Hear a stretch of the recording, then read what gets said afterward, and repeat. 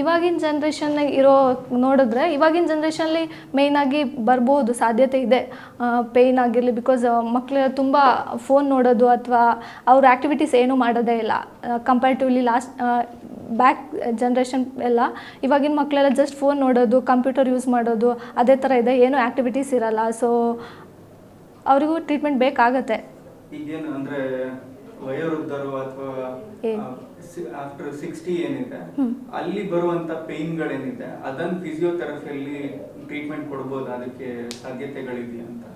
ಜೀಡಿಯಾಟ್ರಿಕ್ ಕೇಸಿಗೂ ಫಿಸಿಯೋಥೆರಪಿ ಮಾಡ್ಬೋದು. ಬ್ಯಾಲೆನ್ಸ್ ಹೇಳ್ಕೊಡ್ಬೋದು, balance training, gait training, coordination ಎಲ್ಲನೂ ಅವ್ರಿಗೂ ಮಾಡ್ಬೋದು ಫಿಸಿಯೋಥೆರಪಿ.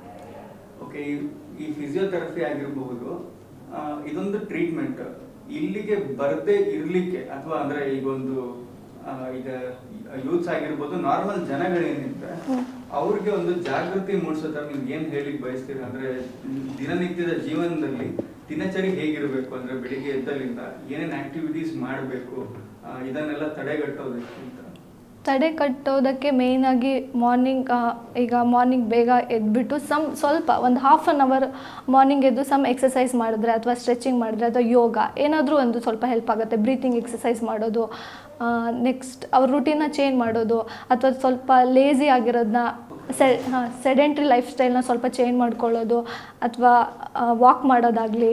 ಏಜ್ ಪೀಪಲ್ಸ್ ಡೈಲಿ ಒಂದು ಹಾಫ್ ಆನ್ ಅವರ್ ವಾಕ್ ಮಾಡೋದ್ರಿಂದ, ಚೆನ್ನಾಗಿ ನೀರು ಕುಡಿಯೋದ್ರಿಂದ